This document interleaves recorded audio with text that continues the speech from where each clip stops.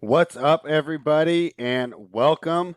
It's Monday, time for another NBA breakdown. Not doing the full card today, just chose the game that I thought was the most interesting, and that's the Denver Nuggets heading to Dallas to take on the Mavericks. You know, this is going to be a great matchup between two of the best young players in the NBA, and they're also European imports. So I think that adds a little international flavor.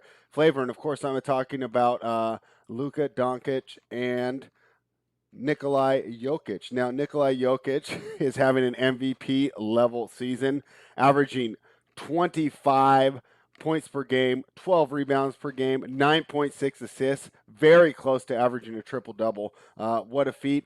He's had a double double in every game this season, so I'm sure you daily fantasy players know you get to bang for the buck with Jokic. Now, Denver coming off a tough two games against the Phoenix Suns where they went to overtime on Friday night, and then Saturday night they went to double overtime to try and pull out the victory, but they were able to come out the victory in both games. A little bit of worry about fatigue here for Denver, so we're going to keep that in mind before we give out this free pick. Jokic had 29 points, 22 rebounds in the game on Saturday night, so fantastic performance from Jokic, and he's being helped out here by Jamal Murray, who, let's be honest, has not met his performance that he showed in the bubble last year. He seemed to be the ascending wing star for the NBA in the bubble last year. He played absolutely fantastic.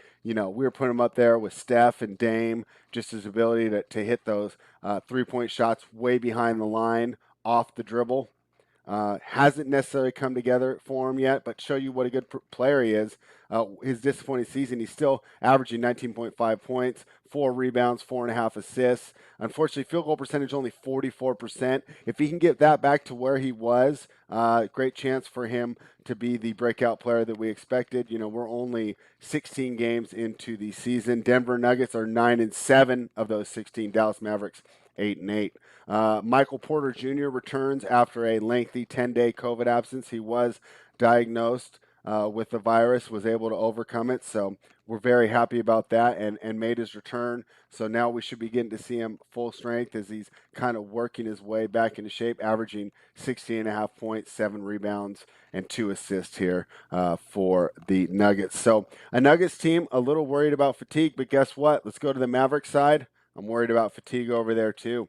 They've played a lot of games so far recently, and that's on Saturday night they lost to Houston by 25, 133 to 108. The night before they were in San Antonio, they managed to pick up the victory against the Spurs that was returning home after a road trip, and 2 nights before that, they beat Indiana 124 to 112, and they lost to Toronto 2 nights before that by 23 points.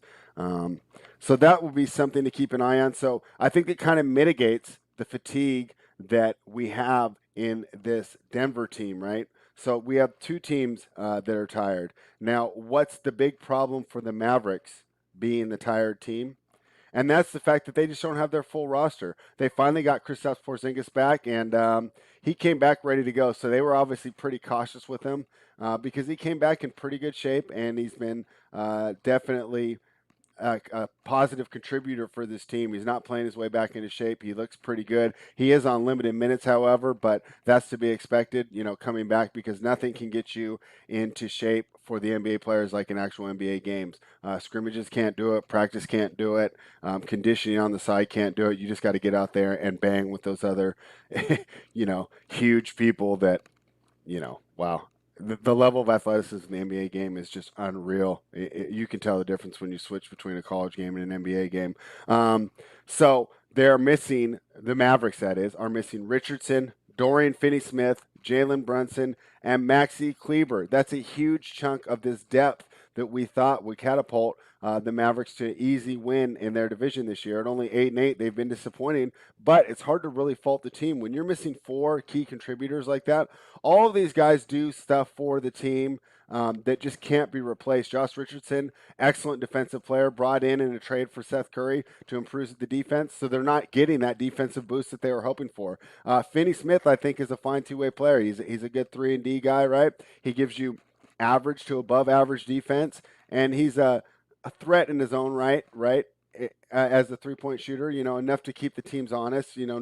Not Seth Curry by any means, but hey, Jalen Brunson, he gives you a lot of good things off the bench both ways. So when you're missing two-way players like the Mavericks are, this is just tough. Maxi Kleber, another one. Really like him defensively. He can even run as a small ball 5, and then he stretches the floor by being able to hit the 3. So they're missing these key contributors, putting so much pressure on MVP candidate Luka Doncic, who's having almost a triple-double season in his own right. I mean, this is just such a great matchup, right? Luka averaging 27 points per game, 9.7 rebounds, 9.5 assists. So really close to Jokic. We have two European guys coming over the NBA, almost averaging a triple-double. Hey, they can't sleep on these Euro leagues anymore. The talent they're producing is just fantastic. Up there with the NCAA. It's not like it was 20 years ago. So another European import, Porzingis, 20 points and 9 rebounds in his limited time, and he's at 49% from the field, which is what they need because they need a high option that's going to be efficient there, and that's what they provide. Now, Tim Hardaway Jr. kind of thought to be a throw-in, like to absorb the salary. When they traded Porzingis with the Knicks, he's turned out to be quite the good player for them. He's the third leading scorer, averaging 17.5 points, 3.7 rebounds, and 2 assists per game on 44% shooting. He's another guy that gives you great offensive options. He can create off the dribble, which helps the team so much because you don't want Luka to have to do everything because he's looking tired sometimes towards the end of these games. So now that we've gone over the rosters a little bit, let's go ahead and move towards my pick. Now, there are some statistics that make me think that this isn't the pick. I'll give it to you right now, guys. All right? It's going to be Denver. I'm going to take Denver at -1, -110. You can get it at BetOnline Bookmaker right now. I'm sure you can get it on DraftKings FanDuel right around the same number. And I'm going to go ahead and take Denver. Now, here are some stats that might make you worry about my free play that I'm giving out here. Denver 6-9 against the spread this year.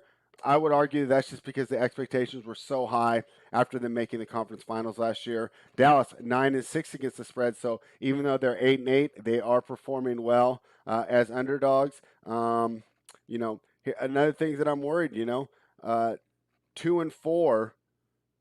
The Nuggets are 2-4, only 33% against teams with a winning percentage of 55% or higher, and the Mavericks are 6-3 against teams that win 55% and higher. Although, to be fair, with their most recent loss, they are not higher than 55% right now.